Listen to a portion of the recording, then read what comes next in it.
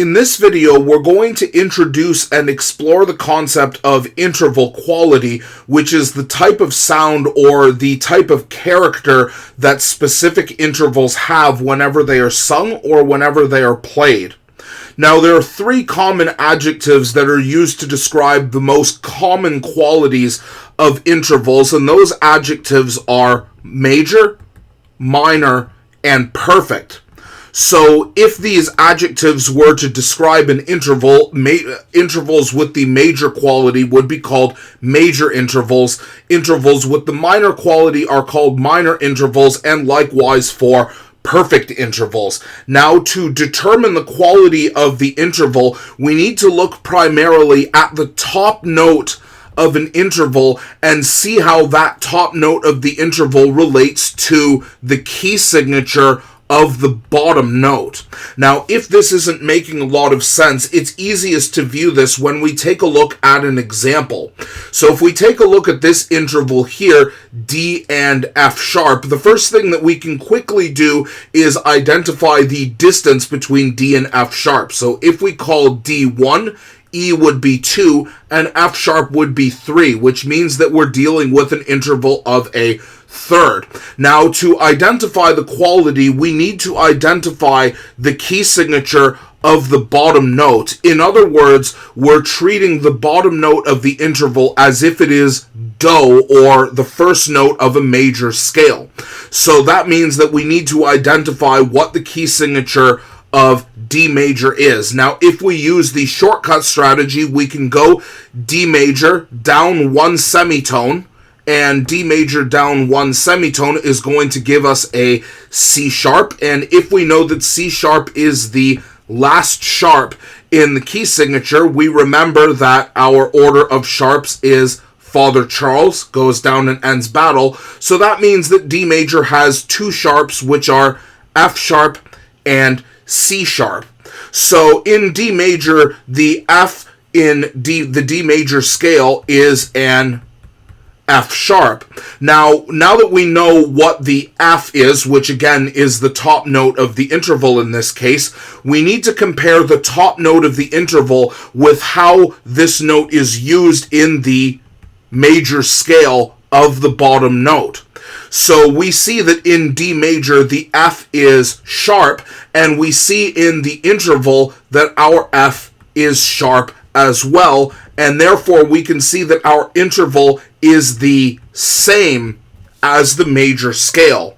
So if the top note of the interval is the same as the major scale, this is classified as a major interval. So the reason why we learn about major scales before understanding intervals is that whether an interval is major or minor depends on whether the top note of the interval is the same as the key signature dictates in the major scale. Now, if we look at a different version of this interval, here we can see D and F natural. So again, if we count the distance of this interval, so D is 1, E is 2, and F natural would be 3, so we're dealing with an interval of a third again, but obviously F and F sharp are not the same notes.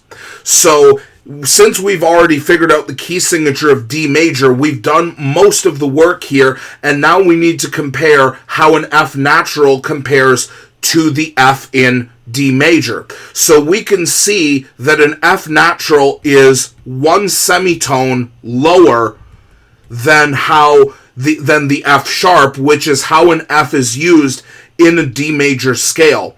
So if the top note is one semitone lower than the note would be in the major scale, this is classified as a minor interval. So the way that we would indicate these intervals to indicate that D to F sharp is a major third because the F sharp occurs in D major, we would write capital M or uppercase M third, or simply uppercase M 3 for short.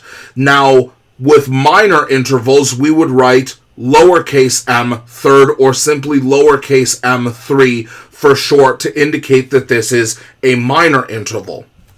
What about perfect intervals, however? Well, perfect intervals are basically the equivalent of major intervals in that if you do the test to see how the top note compares with the key signature, major and perfect intervals are identified the same way. They just occur with specific interval distances. So if you calculate the distance as a unison, a fifth, a fourth, or an eighth, these intervals do not have major and minor variations of them. So if you were to calculate that the distance between two notes is a fifth and the top note matches the key signature of the bottom note, this would not be classified as a major fifth or a minor fifth. It would be classified as a perfect fifth. And we'll focus more on perfect intervals in a subsequent video because they have variations that are different than major and minor. Before the next video, to test your knowledge of how to identify major and minor intervals, take a look at the practice problems below. Take some time to practice how to identify the key signature of a major scale, and then use this in order to write the equivalent notes that would produce each of the intervals below, and then take a look at the later practice problems to see whether you can identify whether given intervals are major or minor.